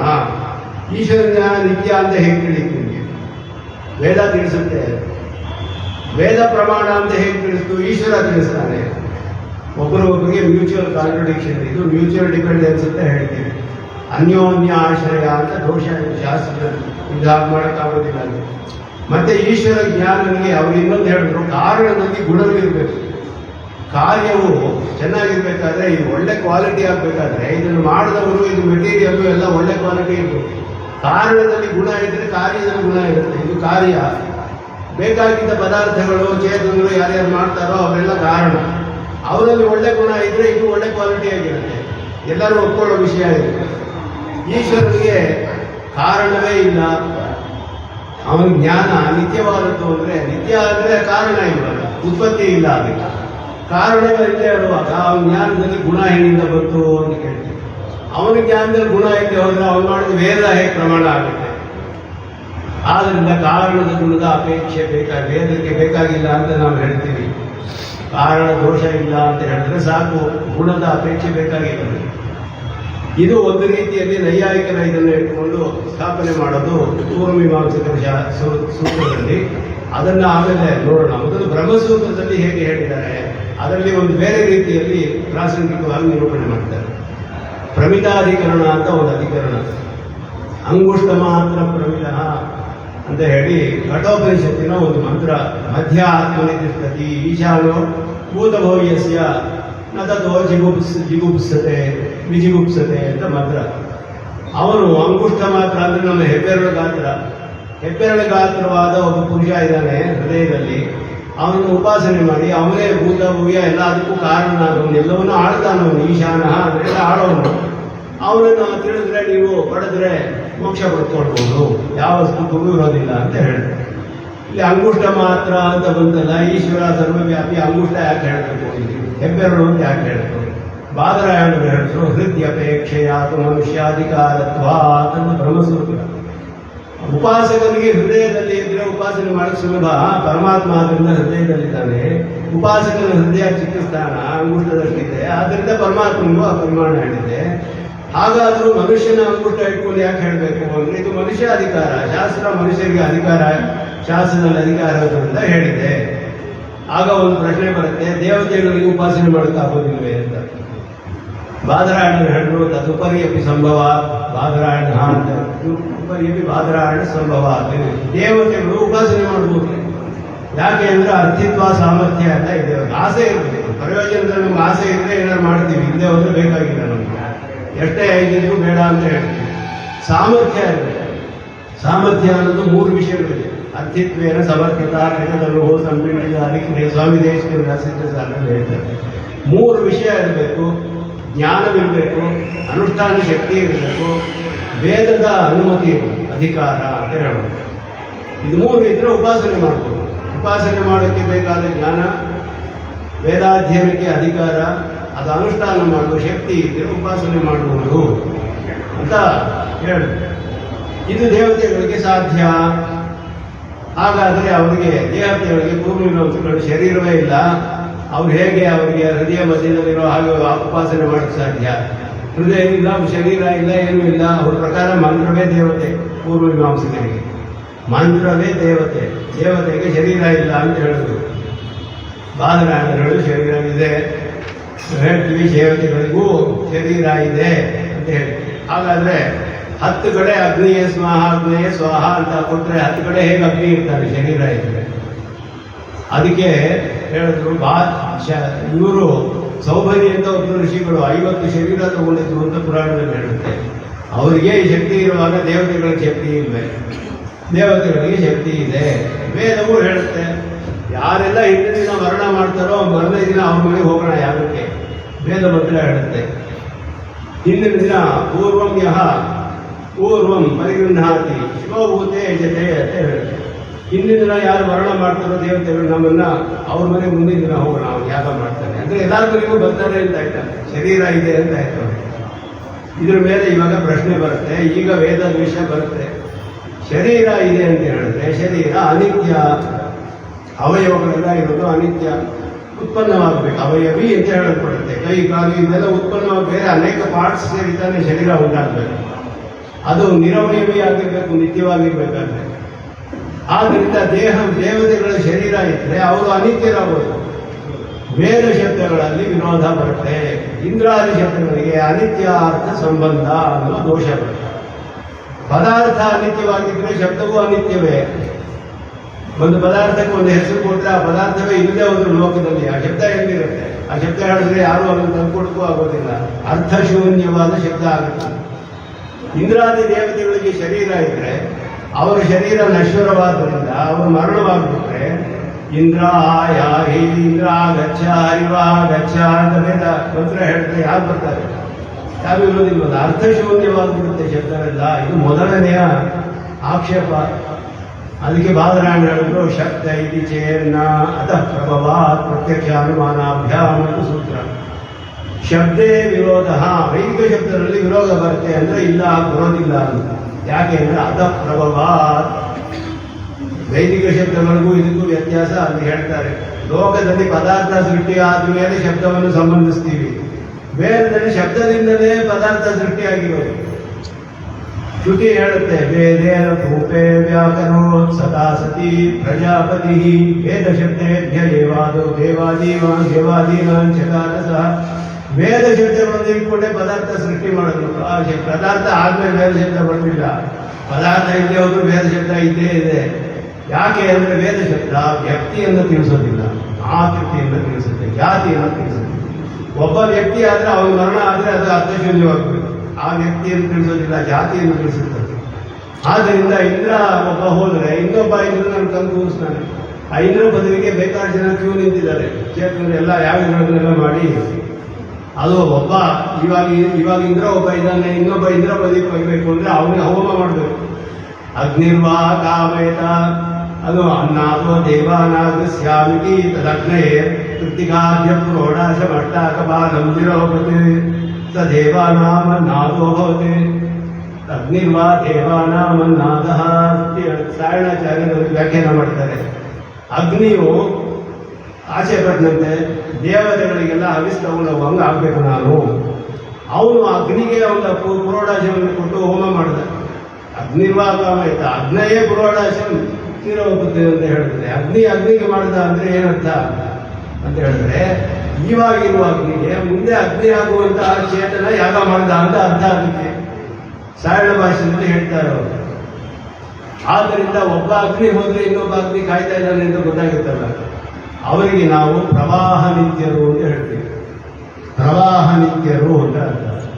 ಪ್ರವಾಹದಲ್ಲಿ ಹೇಗೆ ಅಂದ್ರೆ ನೀರು ಬರ್ತಾನೇ ಇರುತ್ತೆ. ಹೊಸ ನೀರು ಬರುತ್ತೆ, ಹಳೆ ನೀರು ಬರೋದಿಲ್ಲ. ಒಂದು ನೀರು ಹೊರಟೋಗುತ್ತೆ, ಬೇರೆ ನೀರು ಬರುತ್ತೆ. ಹೊಸ ನೀರು ಬರ್ತಾನೆ ಇರುತ್ತೆ, ಕಣ್ಣು ಕಿಡಿಸ ನಿರಂತರವಾಗಿ ಬರ್ತಾ ಇರುತ್ತಲ್ಲ. ಹಾಗೆ ಇಂದ್ರಾದಿ ದೇವತೆಗಳು ಒಬ್ಬರಾದ್ಮೇಲೆ ಬರ್ತಾನೆ ಇರ್ತಾರೆ. ಅವ್ರು ಹೇಳಿದ್ರು, ಮಳೆ ಹನಿಗಳು ಎಷ್ಟು ಬೀಳುತ್ತೆ ಎಣಿಸ್ಕೊಂಡು ಹೋಗ್ಬೇಕಾದ್ರೆ ಮರಳು ಒಂದು ನದಿ ದಂಡೆಗಿರೋ ಮರಳು ಬೇಕಾದ್ರೆ ಎಣಿಸ್ಬಿಡ್ಬೋದು. ನಾವು ವ್ಯತೀತಾಹ ಪಿತಾಮಹ ಚತುರ್ಮುಖ ಬ್ರಹ್ಮರು ಎಷ್ಟು ಜನ ಬಂದು ಹೋಗಿದ್ದಾರೆ ಎಣಿಸಕ್ಕಾಗೋದಿಲ್ಲ. ಅಷ್ಟು ಜನ ಬಂದು ಹೋಗಿದ್ದಾರೆ. ಅವರು ಪ್ರವಾಹ ನಿತ್ಯರು ಅಂತ ಅರ್ಥ. ಒಬ್ಬನೇ ಇರೋದಿಲ್ಲ. ಅವನ ಆಯಿಸ್ಕೊಂಡಿದ್ರೆ ಅವನು ಹೋಗ್ತಾನೆ, ಇನ್ನೊಬ್ಬ ಅವನ ಸ್ಥಾನಕ್ಕೆ ಬರ್ತಾನೆ, ಅವನು ಹೋದ್ರೆ ಇನ್ನೊಬ್ಬ. ಹಾಗಾದ್ರೆ ಇವಾಗಿರೋ ಇಂದ್ರನಿಗೆ ನಾವು ಒಂದು ಹವಿಸ್ಕೊಡ್ತೀವಿ, ಒಂದು ಯಾಗ ಮಾಡಿ ಅವನು ಫಲ ಕೊಡ್ಬೇಕು ನಮಗೆ. ಆ ಫಲ ಬರೋದಕ್ಕೆ ಈ ಇಂದ್ರ ಹೊರಟೋಗ್ತಾನೆ, ಇನ್ನೊಬ್ಬ ಬಂದಿರ್ತಾನಲ್ಲ, ಅವ್ನಿಗೆ ಹೇಗೆ ಗೊತ್ತಾಗುತ್ತೆ? ಇವಾಗಿರೋ ಚೀಫ್ ಮಿನಿಸ್ಟರ್ ಒಂದು ಪ್ರಪೋಸಲ್ ಕೊಟ್ಟರೆ ಇನ್ನೊಬ್ಬ ಚೀಫ್ ಮಿನಿಸ್ಟರ್ ಅಂತ ಹೇಳಿ ಹಾಕ್ಬಿಡ್ತಾರೆ. ಆ ಇಂದ್ರನಿಗೆ ಹಿಂದೆ ಇದ್ದ ಇಂದ್ರನಿಗೆ ಯಾಗ ಮಾಡಿದ್ರು ಇವರು ಅಂತ ಹೇಗೆ ಗೊತ್ತಾಗುತ್ತೆ? ವೇದಾಂತ ದೇಶಿಕರು ಹೇಳ್ತಾರೆ, ನಿತ್ಯಂ ನ ತಿಷ್ಠಸಿ ಯದಿನಾಮತ್ವಂ. ಅಚ್ಯುತ ಶತಕದಲ್ಲಿ ಹೇಳ್ತಾರೆ, ಆರಾಧ್ಯ ತ್ರಿದಶ ವಿಲಯೇ ಅಚ್ಯುತ ನಿತ್ಯಂ ನ ತಿಷ್ಠಸಿ ಯದಿನಾಮತ್ವಂ ಧರ್ಮಣಾಂ ಕಲ್ಪಿತಾನಾಂ ಕಲ್ಪಾಂತರೇಶು ಕರೋತಿಕೋ ನಿರ್ವೇಶಂ. ಯಾವುದೋ ವರ್ಗದಲ್ಲಿ ನನಗೆ ಫಲ ಬರುತ್ತೆ ಇವಾಗ ಮಾಡಿದ್ರು. ದೇವತೆಗಳು ಆರಾಧ್ಯ ತ್ರಿದಶ ವಿಲಯೇ ಎಲ್ಲ ಲಯವಾಗ್ಬಿಡ್ತಾರೆ. ನಿತ್ಯಂನ ತಿಷ್ಠಸಿ, ನೀವೊಬ್ಬ ನಿತ್ಯನಾಗಿದ್ದೇ ಹೋಗಿದ್ರೆ ಈಗ ಮಾಡಿದ ಕರ್ಮಕ್ಕೆ ಇನ್ಯಾವುದೋ ಕಲ್ಪದಲ್ಲಿ ಫಲ ಹೇಗೆ ತಾನೇ ಬರುತ್ತೆ ನಮಗೆ. ಕಾಲವೂ ಹಾಗೆಯೇ, ಇದೆಲ್ಲ ನಿತ್ಯವಾದ ಪದಾರ್ಥಗಳು. ಅಚೇತನವೂ ಹಾಗೆಯೇ, ಅಚೇತನವೂ ಪೃಥ್ವಿಯೂ ಕೂಡ ಒಂದು ಅವಸ್ಥೆಯಲ್ಲಿ ನಿತ್ಯವಾಗಿದೆ, ಪರಿಣಾಮ ಹೊಂದ್ತಾ ಇರುತ್ತೆ ಸ್ವರೂಪದಲ್ಲಿ ಅಷ್ಟೇ. ಎಲ್ಲ ನಿತ್ಯವಾದ ಪದಾರ್ಥಗಳು. ಹಾಗೆಯೇ ನಿತ್ಯತ್ವ ಅಂತ ಹೇಳೋದು ಆದ್ಯಂತ ರಹಿತತ್ವ ಅನ್ನೋದು ನಿತ್ಯತ್ವ. ಅಪೌರುಷೇಯ ಅಂದ್ರೆ ಏನು? ಪುರುಷ ಬುದ್ಧಿ ಮೂಲವಾಗಿರಬಾರ್ದು. ಒಬ್ಬ ಪುರುಷನಿಂದ ಸೃಷ್ಟಿ ಮಾಡಲ್ಪಡದೆ ಇರಬೇಕು, ಅದು ಅಪೌರುಷೇಯ ಅಂತ ಹೇಳಿ. ವೇದಕ್ಕೆ ಅದು ಹೇಗೆ ಸಿಗುತ್ತೆ? ಅದಕ್ಕೆ ಹೇಳ್ತಾರೆ, ಅವಿಚ್ಛಿನ್ನವಾದ ಒಂದು ಪರಂಪರೆಯಲ್ಲಿ ವೇದ ಶಬ್ದಗಳು ಆಚಾರ್ಯರ ಉಚ್ಚಾರಣೆ ಮೂಲಕವಾಗಿ ಶಿಷ್ಯರು ಉಚ್ಚಾರಣೆ ಮಾಡಿ ಅದೇ ಕ್ರಮದಲ್ಲಿ ಉಚ್ಚಾರಣೆ ಮಾಡ್ತಾರೆ. ಆ ಕ್ರಮದಲ್ಲಿ ನಾವು ಉಚ್ಚಾರಣೆ ಮಾಡಿದಾಗ ನಮ್ಮಲ್ಲಿ ಒಂದು ಸಂಸ್ಕಾರ ಉಂಟಾಗುತ್ತೆ. ಮತ್ತೆ ನಾವು ಆ ಸಂಸ್ಕಾರದ ಬಲದಿಂದ ಅದೇ ಕ್ರಮದಲ್ಲಿ ಮತ್ತೆ ಉಚ್ಚಾರಣೆ ಮಾಡ್ತೀವಿ. ಈ ರೀತಿಯೇ ವೇದ ನಿರಂತರವಾಗಿ ಬರ್ತಾ ಇದೆ ಅಂತ ಹೇಳ್ತಾರೆ. ಪೂರ್ವೋಚ್ಚಾರಣ ಜನಿತ ಸಂಸ್ಕಾರ ಪೂರ್ವಕ ತಮೇವ ಕ್ರಮ ವಿಶೇಷಂ ಸ್ಮೃತ್ವ ಹೇನೈವ ಕ್ರಮೇಣ ಸದಾ ಉಚ್ಚಾರ್ಯಮಾನತ್ವ. ಇದು ಅಪೌರುಷೇಯತ್ವದ ಲಕ್ಷಣ. ಹಿಂದೆ ಯಾರು ಉಚ್ಚಾರಣೆ ಮಾಡಿದ್ರು ಅದನ್ನು ತಿಳಿದುಕೊಂಡು ಕ್ರಮ ವಿಶಿಷ್ಟತ್ವ ಅನ್ನೋದು ಆನುಪೂರ್ವಿ ವಿಶಿಷ್ಟತ್ವ ಅಂತ ಹೇಳ್ತಾರೆ. ಕ್ರಮ ವಿಶೇಷ ಅನ್ನೋದು ದ ಆರ್ಡರ್ ಆಫ್ ಬರ್ಡ್ಸ್, ಎಂದಿಗೂ ಚೇಂಜ್ ಆಗಲ್ಲ ವೇದದಲ್ಲಿ. ಲೌಕಿಕವಾದ ಎಲ್ಲ ಗ್ರಂಥದಲ್ಲೂ ನಮ್ಗೆ ಇಷ್ಟ ಬಂದಂಗೆ ಮಾಡ್ಬೋದು. ಪುರುಷ ಬುದ್ಧಿ ಮೂಲವಾದದ್ದು ಇದು ಪುರುಷ ಬುದ್ಧಿ ಮೂಲವಲ್ಲದೇ ಇರೋದು ಅದೇ ಕ್ರಮದಲ್ಲಿ ಬರ್ತಾ ಇರೋದು. ಪರಮಾತ್ಮನು ಕೂಡ ಹಾಗೆಯೇ ಮಾಡ್ತಾರೆ. ಭಾಷಿಕಾರರು ಹೇಳಿದ್ರು, ಈ ಸಂಸ್ಕಾರ ಕ್ರಮ ಉಚ್ಚಾರಣೆಯನ್ನು ಕೇಳಿ ಸಂಸ್ಕಾರದಿಂದ ಮಾಡ್ತೀವಲ್ಲ, ನಮಗೂ ಪರಮಾತ್ಮನಿಗೂ ಈ ವಿಷಯದಲ್ಲಿ ಏನು ವ್ಯತ್ಯಾಸ ಅಂತ ಹೇಳಿದ್ರೆ, ಅವನಿಗೆ ಸಂಸ್ಕಾರವಿಲ್ಲ, ನಮಗೆ ಸಂಸ್ಕಾರ ಬೇಕು, ಇದೆ ಅಷ್ಟೇ ವ್ಯತ್ಯಾಸ ಆಗ್ಬಿಟ್ರು. ಇಷ್ಟೇ ಪರಮಾತ್ಮನಿಗೂ ನಮಗೂ ವ್ಯತ್ಯಾಸ. ಇವಾಗಿರೋ ವೇದ ಉಪದೇಶ ಮಾಡೋರಿಗೂ ಪರಮಾತ್ಮನಿಗೂ ಏನು ವ್ಯತ್ಯಾಸ ಅಂದರೆ, ನಮಗೆ ಹಿಂದಿನ ಆಚಾರ್ಯರು ಹೇಳಿದ ಉಚ್ಚಾರಣೆ ಅದನ್ನು ರಿಪೀಟ್ ಮಾಡಿ ಅದರಿಂದ ಒಂದು ಸಂಸ್ಕಾರ ಉಂಟಾಗಿ ಅದರ ಮೂಲಕ ಇನ್ನೊಬ್ಬರಿಗೆ ಹೇಳ್ಕೊಡ್ತೀವಿ ಅದೇ ಕ್ರಮದಲ್ಲಿ. ಪರಮಾತ್ಮ ತಾನೇ ಸ್ಮರಣೆ ಮಾಡಿಕೊಂಡು ಹಾಗೆ ಹೇಳ್ತಾನೆ, ಅವನಿಗೆ ಸಂಸ್ಕಾರ ಬೇಡ, ಅಷ್ಟೇ ವ್ಯತ್ಯಾಸ. ಅವನ ವೇದ ಉಪದೇಶ ಮಾಡೋದು ಹಾಗೆ ಬ್ರಹ್ಮನಿಗೆ ಸ್ಮರಣೆ ಮಾಡಿಕೊಂಡು ಮಾಡ್ತಾನೆ. ಅವನಿಗೆ ಸಂಸ್ಕಾರದ ಅಪೇಕ್ಷೆ ಇಲ್ಲದೆಯೇ ತಾನೇ ಬರುತ್ತೆ. ಅವನು ತಮೇವ ಕ್ರಮ ವಿಶೇಷಂ ಸ್ಮೃತ್ವ ಅಂತ ಬರೀತಾರೆ ಭಾಷೆಗಾರ. ಸ್ಮರಣೆ ಮಾಡಿಕೊಂಡು ಅದೇ ಇದರಲ್ಲಿ ಉಪದೇಶ ಮಾಡ್ತಾನೆ ಚತುರ್ಮುಖ ಬ್ರಹ್ಮನಿಗೆ ಅಂತ ಹೇಳಿದ್ರೆ. ಪರಮಾತ್ಮ ಸ್ವತಂತ್ರ, ಯಾಕೆ ಬದಲು ಮಾಡಬಾರ್ದು? ಕ್ರಮನ ಚೇಂಜ್ ಮಾಡ್ಬೋದಿಲ್ಲ, ಆರ್ಡರ್ ಆಫ್ ಬರ್ಡ್ಸ್ ಯಾಕೆ ಮಾಡಲ್ಲ? ಸ್ವಾಮಿ ದೇಶಿಕರು ಹೇಳಿದ್ರು, ಒಂದು ಗೌರವ ಲಾಘವ ಅಂತ ಶಾಸ್ತ್ರದಲ್ಲಿ ಹೇಳ್ತೀವಿ. ಕಷ್ಟವಾದ ಒಂದು ಮಾರ್ಗ, ಸುಲಭವಾದ ಮಾರ್ಗ. ಏನೋ ಕಲ್ಪನೆ ಮಾಡ್ಕೊಂಡು ಮಾಡೋದು, ಒಂದು ಸೊಲ್ಯೂಷನ್ ಕೊಡೋದು ಗೌರವ ಅಂತ ಹೇಳೋದು. ಸುಲಭವಾದ ಮಾರ್ಗ ಲಾಘವ ಏನು ಹೇಗಿದೆಯೋ ಹಾಗೆ ಹೇಳ್ಬೋದು. ಅವನು ಹಾಗೆ ಹೇಳ್ತಾನೆ. ಇನ್ನೊಂದು ಕ್ರಮವನ್ನು ಬದಲು ಮಾಡಿದ ಅನ್ನಕ್ಕೆ ಯಾವ ಪ್ರಮಾಣವೂ ಇಲ್ಲ ಬೇರೆ. ಕ್ರಮ ಬದಲು ಮಾಡೋದಕ್ಕೆ ಏನು ಪ್ರಮಾಣವಿದೆ? ಅವನು ಚೇಂಜೆ ಮಾಡಿಲ್ಲ ಕ್ರಮವನ್ನು ಎಂದು ಅಂತ ಹೇಳೋದು. ಆದ್ದರಿಂದ ಅದೇ ಕ್ರಮದಲ್ಲಿ ಅನಾದಿ ಕಾಲದಿಂದ ಅವಿಚ್ಛಿನ್ನವಾಗಿ ಸ್ವರ ಮಾತ್ರ ವರ್ಣಗಳು ಅಸ್ಥಗಿತವಾಗಿ ಒಂದೇ ರೀತಿಯಲ್ಲಿ ಉಚ್ಚಾರಣೆ ಮಾಡಲ್ಪಡ್ತಾ ಇರೋದು ಅಪೌರುಷೇಯವಾದ ವೇದಗಳು ಅಂತ ಹೇಳಲ್ಪಡೆ. ಈ ಕ್ರಮವು ಪುರುಷ ಬುದ್ಧಿ ಮೂಲವಾದರೆ ಲೌಕಿಕ ಶಬ್ದಗಳು ಅಂತ ಹೇಳ್ತಾರೆ. ಲೌಕಿಕ ಶಬ್ದಗಳು ವೇದ ಶಬ್ದದಿಂದಲೇ ಬಂತು. ಪಾಣಿನಿ ಅಷ್ಟಾಧ್ಯಾಯಲ್ಲಿ ಹೇಳ್ತಾರೆ, ಭಾಷಾಯಾಮ್ ಏವಂ ಛಂದಸಿ ಏವಂ ಅಂತ ಹೇಳ್ತಾರೆ. ಡಿಫ್ರೆನ್ಶಿಯೇಟ್ ಮಾಡ್ತಾರೆ. ಛಂದಸ್ಸು ಬೇರೆ, ಭಾಷೆ ಬೇರೆ, ವೇದಗಳಲ್ಲಿ ಬೇರೆ ಥರ, ಲೋಕದಲ್ಲಿ ಭಾಷೆಯಲ್ಲಿ ಬೇರೆ ಥರ ಅಂತ ಹೇಳ್ತಾರೆ. ಇದ್ಯಾಕೆ ಬೇರೆ ವ್ಯತ್ಯಾಸ ಬಂತು ಮತ್ತೆ ಹೇಳಿದ್ರೆ, ಯಾವುದು ಪುರುಷ ಬುದ್ಧಿ ಮೂಲವಲ್ಲದೆ ಅದೇ ಕ್ರಮ ವಿಶಿಷ್ಟವಾಗಿ ಬರ್ತಾ ಇದೆಯೋ ಅದು ಛಂದಸ್ಸು ಅಂತ ಹೇಳಿಕೊಳ್ಳುತ್ತೆ. ಪುರುಷ ಬುದ್ಧಿ ಮೂಲವಾಗಿ ಕ್ರಮವು ಬದಲಾಗ್ತಾ ಇದ್ದರೆ ಅದು ಲೌಕಿಕ ಅಂತ ಹೇಳಿ. ಶಬ್ದಗಳೆಲ್ಲ ಯಾವೇನು ಶಬ್ದಗಳಿಗೆ ಲೌಕಿಕ ಶಬ್ದಗಳು ಕೂಡ ಎಲ್ಲವೂ ಒಂದೇ. ಯಯೇವ ವೈದಿಕಾಹ ತಯೇವ ಲೌಕಿಕಾಹ ಅಂತ ಭಾಷಿಕಾರರು ಹೇಳ್ತಾರೆ ವೇದಾಂತದಲ್ಲಿ. ಆದ್ದರಿಂದ ಇದು ವೇದದ ಅಪೌರುಷೇಯತ್ವವನ್ನು ಅತಯೇವಚ ನಿತ್ಯತ್ವ ಸೂತ್ರದಲ್ಲಿ ಹೇಳೋದು. ಇದಕ್ಕೆ ಮೇಲೆ ಇನ್ನೊಂದು ಆಕ್ಷೇಪ ಬ್ರಹ್ಮಸೂತ್ರದಲ್ಲಿ ಇದೆಲ್ಲ ಸರಿ. ಹಾಗಾದರೆ ಪ್ರಳಯ ಮಹಾಪ್ರಳಯವಾಗುತ್ತಲ್ಲ, ಎಲ್ಲವೂ ಲಯವಾಗ್ಬಿಡುತ್ತೆ. ಆವಾಗ ಮತ್ತೆ ಇದಾದಾಗ ಆವಾಗ ಹೆಂಗೆ ವೇದ ನಿತ್ಯತ್ವ ಹೇಳ್ತೀರಾ? ಪರಮಾತ್ಮನ ಜ್ಞಾನದಲ್ಲಿ ಇರುತ್ತೆ. ವೇದ ಅನ್ನೋದು ಜ್ಞಾನ, ವಿಧಜ್ಞಾನೇ ಅಂತ ಧಾತುವಿನ ಉತ್ಪನ್ನವಾದ ಶಬ್ದ. ವೇದ ಅನ್ನೋದು ಜ್ಞಾನ. ಆದ್ದರಿಂದ ಪರಮಾತ್ಮನ ಸ್ಮರಣೆ ಮಾಡಿಕೊಂಡು ಮತ್ತೆ ಉಪದೇಶ ಮಾಡ್ತಾನೆ. ಸಮಾನ ನಾಮರೂಪತ್ವಾಚ ಆವೃತ್ತಾಪಿ ಅವಿರೋಧ ಅಂತ ಹೇಳಿದ್ರು. ದರ್ಶನಾತ್ರಿ ಸ್ಮೃತೇಶ್ಚ ಅಂತ ಹೇಳಿ ಸ್ಮೃತಿಗಳು ತಿಳಿಸುತ್ತೆ ನಮಗೆ. ಅದೇ ನಾಮರೂಪಗಳನ್ನು ಮತ್ತೆ ಮತ್ತೆ ಸೃಷ್ಟಿ ಮಾಡಿದ ಪರಮಾತ್ಮ. ಯಥಾಪೂರ್ವ ಅಕಲ್ಪಯತೆ ಅಂತ ಹೇಳಿದೆ. ಹಾಗೆಯೇ ಹೇಗೆ ಇತ್ತು ಹಾಗೆಯೇ ಸೃಷ್ಟಿ ಮಾಡಿದ. ಈ ಋತುಲಿಂಗಗಳೆಲ್ಲ ಹೇಗೆ ಅದೇ ರಿಪೀಟ್ ಆಗ್ತಾ ಇದೆ. ವಸಂತ ಋತು, ಗ್ರೀಷ್ಮ ಋತು, ಇವುಗಳ ಚಿಹ್ನೆಗಳೆಲ್ಲ ರಿಪೀಟ್ ಆಗೋ ಹಾಗೆ ಪರಮಾತ್ಮನ ಲೋಕದಿಂದ ಹಾಗೆ ಸೃಷ್ಟಿ ಮಾಡ್ತಾ ಇದ್ದಾನೆ. ಯಥಾರ್ಥ ಋತುಲಿಂಗಾಲಿ ಅಂತ ಹಾಗೆಯೇ ಮಂತ್ರ ಇದೆ, ಶ್ಲೋಕವೇ ಇದೆ ಮನು ಸ್ಮೃತಿಯಲ್ಲಿ. ಆ ರೀತಿ ಪರಮಾತ್ಮ ಎಲ್ಲವನ್ನು ಒಂದೇ ರೀತಿಯಲ್ಲಿ ಸೃಷ್ಟಿ ಮಾಡ್ತಾ ಇದ್ದಾನೆ ಅಂತ ಹೇಳಿರೋದ್ರಿಂದ ಕಲ್ಪದಲ್ಲಿಯೂ ಪೂರ್ವ ಪ್ರಳಯ ಪೂರ್ತಿ ಪ್ರಳಯವಾದಾಗಲೂ ಕೂಡ ವೇದಕ್ಕೆ ಅನಿತ್ಯತ್ವವಾಗುವುದಿಲ್ಲ, ಅಪೌರುಷೇಯತ್ವ ಆಗುವುದಿಲ್ಲ. ಇದು ಬ್ರಹ್ಮಸೂತ್ರದ ಧಾಟಿ. ಬ್ರಹ್ಮಸೂತ್ರದಲ್ಲಿ ಹೇಗೆ ವೇದ ನಿತ್ಯತ್ವ ಅಪೌರುಷೇಯತ್ವ ಸ್ಥಾಪನೆ ಮಾಡಿದ್ದಾರೆ. 3 ಸೂತ್ರಗಳಲ್ಲಿ ಅನಿತ್ಯಾರ್ಥ ಸಂಬಂಧ, ಶಬ್ದಮೂಲಕವಾದ ಶಬ್ದದ್ವಾರಕವಾದ ವೇದಕ್ಕೆ ಆಕ್ಷೇಪ. ಶಬ್ದಗಳೇ ಸೃಷ್ಟಿಯಾಗಿದೆ ಅಂತ ಹೇಳಿಬಿಟ್ರೆ ವೇದಕ್ಕೆ ಅನಿತ್ಯತ್ವ ಬಂದ್ಬಿಡುತ್ತಲ್ಲ. ಋಷಿಗಳೆಲ್ಲ ಮಾಡಿದ್ದಾರೆ, ವಿಶ್ವಾಮಿತ್ರ ಮಾಡಿದ್ದಾರೆ, ಇದೆಲ್ಲ ಹೇಳುತ್ತೆ. ಕಾಢಕ ಅಂತ ಹೇಳ್ತೀವಿ, ಕಾಪಾಲಕ ಅಂತ ಹೇಳ್ತೀವಿ. ಇದೆಲ್ಲ ಹೇಳಿದ್ರೆ ಇವೆಲ್ಲ ಮಾಡಿರೋದೇ ಅಂತ ಹೇಳ್ತಾ ರಚನೆ ಮಾಡಿರೋದೆಲ್ಲ ಅದು ಅವರು ಕೂಡ ಸಾಕ್ಷಾತ್ಕಾರ ಮಾಡ್ಕೊಂಡು ಉಪದೇಶ ಮಾಡಿರೋದೆ. ಆದ್ದರಿಂದ ಅದರಲ್ಲಿ ಅನಿತ್ಯಾರ್ಥಗಳು ಬಂದವೋ ಶಬ್ದ ರಚನೆ ಮಾಡಿರೋದೋ ಇದ್ಯಾವುದು ಕೂಡ ಪ್ರಮಾಣದಿಂದ ತಿಳಿದು ಬರೋದಿಲ್ಲ. ಹಾಗಲ್ಲ ಅದು ಅಂತ ಹೇಳಿ ಪ್ರವಾಹ ನಿತ್ಯವೆಲ್ಲರು ಅಂತ ಹೇಳಿ ಅದರಿಂದ ಪರಿಹಾರ ಮಾಡ್ತಾರೆ. ಇನ್ನು ವೇದಾಂತ ಸಂಗ್ರಹದಲ್ಲಿ ಮಾಡುವಾಗ ನೈಯಾಯಿಕರನ್ನು ಪೂರ್ವಪಕ್ಷ ಮಾಡಿಕೊಂಡು ತರ್ಕವನ್ನು ಅನುಮತಿಸಿ ಅವರು ವಾದ ಮಾಡ್ತಾರೆ. ಸಂಕೇತಗೊಳಿಸಿರಬೇಕು, ಈಶ್ವರನ ಸಂಕೇತಗೊಳಿಸಿದ್ರಿಂದಲೇ ಆಗುತ್ತೆ. ಅದಕ್ಕೆ ಜೈಮಿನಿಗಳು ಸೂತ್ರವನ್ನು ಭಾಷಿಕಾರರು ತೆಗಿತಾರೆ. ವೇದಾಂತ ಸಂಗ್ರಹದಲ್ಲಿ ಔತ್ಪತ್ತಿಕ ಸೂತ್ರ ಅಂತ ಒಂದು ವೇದ ಪ್ರಾಮಾಣ್ಯವನ್ನು ಸ್ಥಾಪಿಸುವ ಸೂತ್ರ. ಔತ್ಪತ್ತಿಕಸ್ತು ಶಬ್ದಸ್ಯಾರ್ಥೇವ ಸಂಬಂಧ ದೊಡ್ಡ ಸೂತ್ರ ಅದು. ತಸ್ಯ ಜ್ಞಾನೋಪದೇಶ ವ್ಯತಿರೇಕಶ್ಚ ಅವ್ರು ಹೇಳಿದ್ರು ಅದು ಜ್ಞಾನ ಕಾರಣಂ ಅಂತ ಹೇಳಿದ್ರು. ಔತ್ಪತ್ತಿಕ ಅಂದರೆ ಸ್ವಾಭಾವಿಕ ಅಂತ